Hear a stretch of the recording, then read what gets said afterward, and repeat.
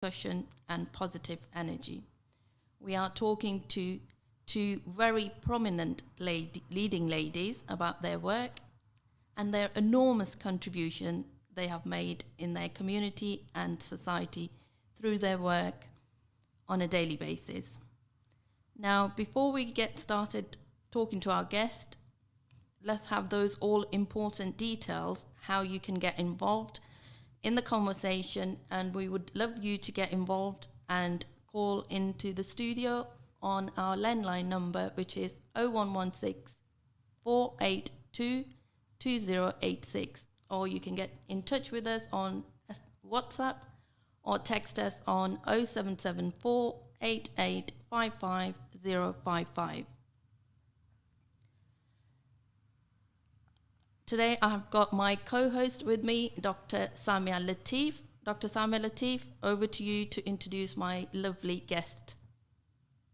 Hello everyone, Assalamu alaikum. Really great to be here in such esteemed company. I have the honor of introducing Mehmooda to you, and Mehmooda's career history is so illustrious that I will have to refer to my notes, mashallah. So Mehmooda Duke is founder and CEO of Moosa Duke Solicitors. She was also the first female president of the Law Society, elected in 2015 and 16. She was appointed Deputy Lord Lieutenant in 2017, became chairman of the Leicestershire County Cricket Club in 2019, and very recently was appointed High Sheriff of Leicestershire, the seventh woman across possibly 800 to 1,000 years to be appointed in that role. So welcome, Mehmooda. Thank you, Samia, and thank you, Samia. We've got two Samias today. One in the studio, Yeah. So Mehmooda, if you don't mind, I'm going to kick off with the first question to yourself, if that's okay. Samia, did you want to introduce the second guest first? Oh, we have also got another leading lady. We've got Zeenat, dentist and founder of Ishak Practices. And I think probably Zeenat is probably one of the most successful businesswomen or Muslim businesswomen that I have met in Leicester and Leicestershire. And she's also a very glamorous and yummy mummy. Zeenat also gets involved with lots of charitable and community stuff. I know she's very humble about it and doesn't like to talk about it, but she is actively involved in many charities and community groups to help the community and make the difference in our community and society. So Zeenat, welcome to the program. Thank you, Samia. Thank you, Samia. Well, I can vouch to all of those qualities that Samia has just alluded very to. Nice of you. Thank you. Right. So Mehmooda, we're going to start with you. How did you get started on this career path and on this journey? And what obstacles did you face? So my life in Leicester, if I start with that, because my career, I started as a lawyer. Actually, no, if I go back, my career started as a teacher. And I taught for a year, retrained as a lawyer. I did my training contract in London a long time ago now. And once I qualified, so I specialised in medical negligence from a very, very early stage. But for 10 years, I defended doctors. And once I'd got a sufficient amount of experience under my belt, I decided that I would set up my own business. Now, it had always been my dream to set up my own business, but I didn't feel ready until I settled in one place. So in 2002, we moved to Leicester. And once we settled in Leicester and we were stable in Leicester, I decided the time came to set up. So 2003, Moosa Duke Solicitors was set up. I started as a one-woman band all by myself. No staff, no clients, nobody, because I defended doctors for 10 years. My business was suing doctors. So I had, and actually I had no experience of suing doctors. So I'm sorry, Dr. Samia, you're over there. I'm so sorry. But I defended you guys for 10 years. But yeah. Fair play. So having done that, I set a business up. I started in a flat on London Road. Nobody knew me. I was new to Leicester. I didn't know a single soul. And I just started by myself, beavered away. Good old Yellow Pages. There wasn't even any internet in those days. So good old Yellow Pages. I put a great big ad in the Yellow Pages, and very, very, very slowly built up my business. So we are a team of, I think, 18 of us now. And, that was back in 2003. So nearly 20 years ago. It'll be our 20th anniversary next May. Wow. That's Mashallah. amazing. And so you must have faced lots of obstacles. You don't get to the position that you have got to without facing challenges. So would you just like to just highlight a couple of those perhaps and how you overcame them? So I've mentioned my legal career. I haven't actually, along that journey, I haven't mentioned some of the other things that I did, which you mentioned in the intro. So if I just reference those a little bit, in 2015, I became president of Leicestershire Law Society. And actually, I got asked to do that 3 years prior to 2015. And when I was asked that, my business was, relatively, I was still building the business. And I thought, well, haven't really got time to be president of Leicestershire Law Society. Yes, thank you very much. It's very prestigious. But I don't think I can do it. I didn't have the confidence to do it. But then somebody said to me, that people who were trying to, had approached me, they said, look, Mehmooda, you will be the first Asian woman ever to take on this role, and only the 6th woman in the history of Leicestershire Law Society. And when they said that to me, I actually thought, well, I've got a huge responsibility here, because if I don't do it, then if I don't take the opportunity, then this opportunity may never come again. And actually, I've got a responsibility to other women and other Asian women to do that role, or not just Asian women, but from diverse communities. And so on that basis, I actually agreed to do it. But that was in 2015. I did it for a year. After that, I thought, you know what, I'll do a year. I'll do a year as president, and then I'll slide back under my rock, carry on with my business, and just get on with life again. But actually, my life has never been the same again. Has not. So on that journey, you mentioned one or two things, and Leicestershire County Cricket Club was one of those things along the way. And I only recently stood down from that. So there have been obstacles. There have been business obstacles. There have been sort of societal obstacles, and being the first woman actually of a county cricket club, that was a challenge in itself. So I don't know whether you want me to talk about specific obstacles, but being the first woman doing certain roles has in itself. It comes with its own challenges. It does. And if I talk about the cricket, I actually had very little or no cricketing background as such. We watch cricket, but I didn't have any experience in professional sport. I didn't have any experience of being a chair of a sporting organisation. So there were challenges there, because there were perceptions as well.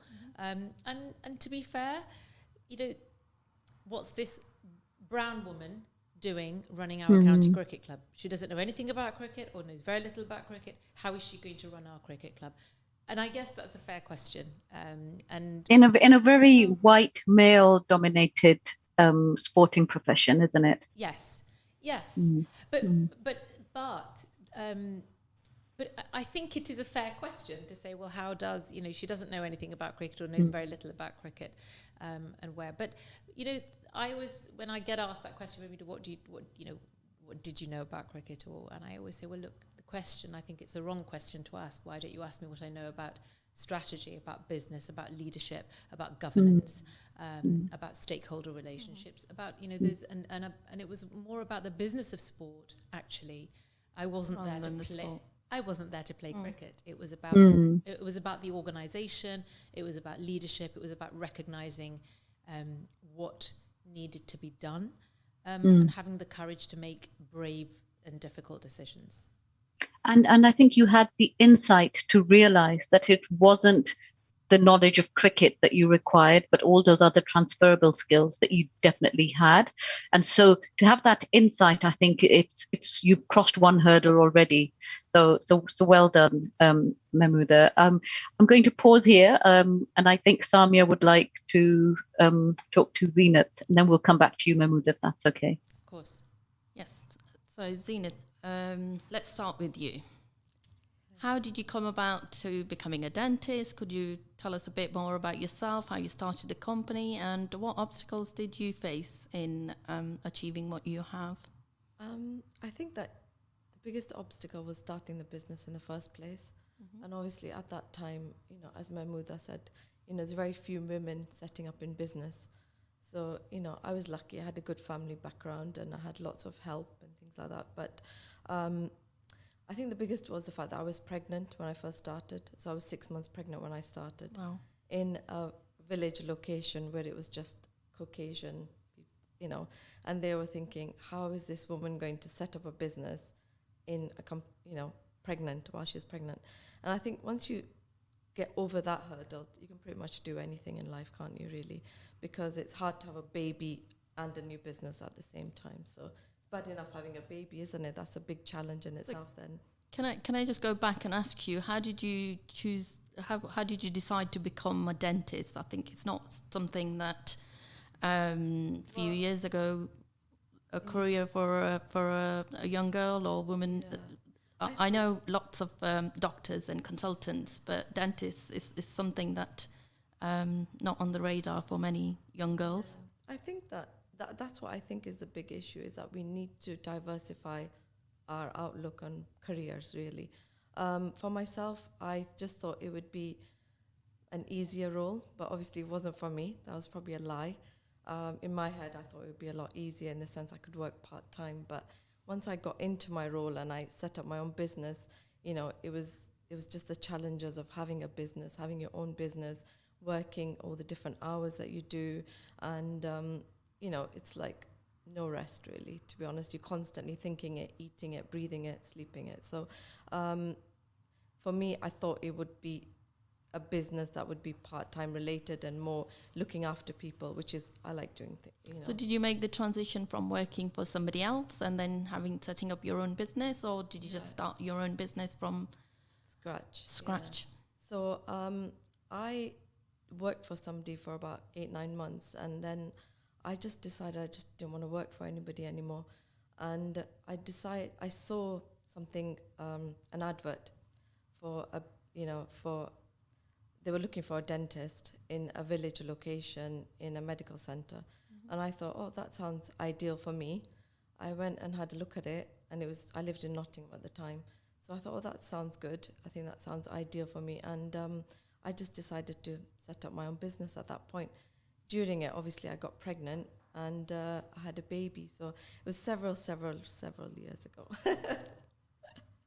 But you have made alhamdulillah, enormous success of it, so which is brilliant. But I think you face all the challenges like all women do, in regards to the fact that are you going to manage it, how are you going to manage it, and obviously all the other challenges of looking after your children and working parents and things like that. So there's a huge challenges that all women face on a daily basis. We're going to come on to that. Mehmooda, so I'm going to ask you this question. I know you are a very busy lady, so wearing many different hats. So how do you balance your professional and your personal life? And is there such thing as balancing the two? I think no. In short, that's a short answer. I don't think so. I think people often say, how do you get a work-life balance? And what I always say is, well, if you love what you do, when I'm working, I don't feel like I'm not living. Work is life, and so I don't think for me. I love everything that I've done. I don't think it doesn't feel like I'm going to work, and I think, as Zeenat's just said, you live it, breathe it, eat it. Eat it. And when you have a business, and actually, the thing is, when you're a business owner, you think it's going to be easier, but actually you have to accept that it is a full-time thing, and it is 24/7. It never goes away. So in that respect, you've got to carve out time to make time to at least spend time with your family. And in the early days of setting a business, it's actually, I think later on it gets a little bit easier, but I think in the early days of setting up a business, it is way more challenging. having said that, my daughter was 6 years old when I set up my business. The good thing is that you can manage your own time. So I would work while she was at school. Then as soon as she got home from school, I spent time with her. When she went to bed, I then started again. So that was a sacrifice that I made for myself, and I gave up time of my own, if you like, if you want to think of it like that. But you just work around what you have to do, I think, in business. But do you think that it sort of like stopped you or delayed what you wanted to do in any way because you had different responsibilities? Like you said, you had to look after your daughter, and maybe you couldn't do some of the things that you could have done at that stage if you weren't juggling so many hats. And even with the civic engagements that you have, I know for myself, there's so many that you have to attend in the evening or weekends. It's a full-time job in itself. So it is hard, but does that actually, and it could actually deter many women from taking up the role in civic life. Is that the case that you find that with, is that a hurdle that we have to cross? I think it is. If I'm completely honest, it isn't easy. It is hard work. There is a lot to do. But I think that, I don't think it should deter you. I think that as long as you time manage well, it is doable. And I think that, if you didn't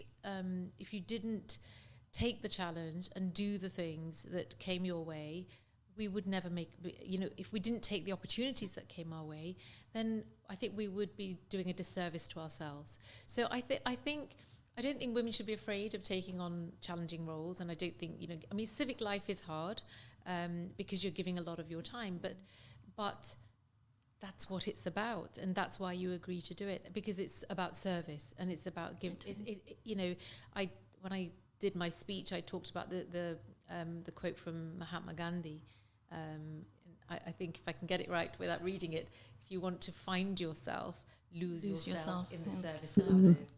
And it's about, if you are somebody who wants to serve the community and wants to serve others, then I think you wouldn't then sit there craving time for yourself, because actually it's a choice.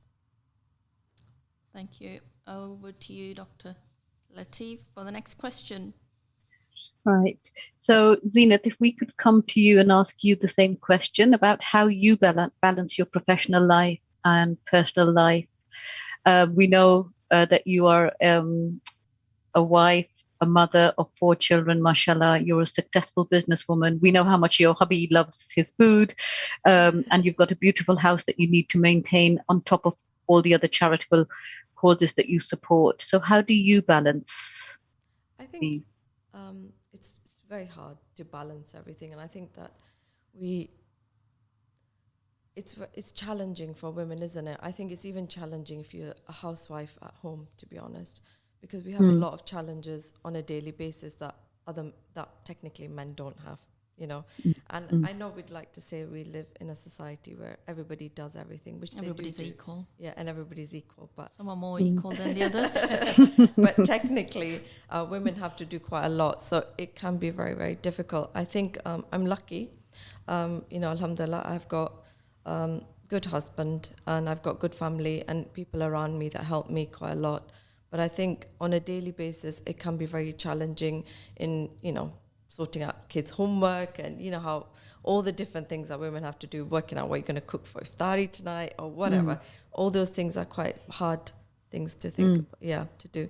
But, I think that if you love your job and you have a passion about something, then I think that you will try, as you said, Mehmooda, to give that time and effort to what you do. And I think that's really important, But I think it has to be said that you cannot achieve without what you have, without the full family network behind you and the family support with you. Yeah, definitely. So it does help. Brothers and sisters, we would love you to get involved. And again, that studio number is, you are listening to Radio Ramadan on 87.7 FM. The studio number is 0116 482 2086, and you can text us or WhatsApp us on 0774 8855 055. Mehmooda, I'm going to come to you again. I know that you have to leave soon, so one more question to you. Mehmooda, do you think as a society and community we have moved on to accept females, women in leadership roles, and are we actually actively encouraging them to break those glass ceilings, break the barriers, and go for those high-profile roles? Well, let's. I think I mentioned to you in our pre-chat that if I refer to Leicestershire County Cricket Club, I was the only female chair ever in the history of English cricket. I've stood down. There are now no women. It's all men again. I was talking to a gentleman, of a chair of another county today, and he said, "Mehmooda, it's gone back to being all men." So, and they really, missed me being there. And I talked about. He said, "You ticked all the boxes," and I said, "Well, I hope I wasn't there to tick a box. I thought I was there for what I brought to the table." He said, "No, absolutely, you did." But and if I talk about the High Sheriff, it's over 1,000 years we're talking, and I'm the 7th female and the 2nd Asian female. So are we moving forward as a society? I think that, those two answers speak for themselves. I gave a talk recently for International Women's Day, and I put up a picture of an all-white male boardroom in 1920. I put up the same picture for 2022. So, we have a long way to come. I think we are moving forward. If we look at statistics, if you look at, we go back to sport, you go back to businesses, you would go back to industry. I think there are changes, and I think it is changing drastically, but not quickly enough. But the civic world, I think that's moving very, very slowly, but it is moving in the right direction. But what can we do as a community and society to encourage young people to go for those roles? And do you see any change? So I think that what can we do to encourage? You often hear said, well, you can't be what you can't see. And so I think like I went reference back to the 2015 position, if you are, any woman out there, I would say if you are given an opportunity, take the opportunity.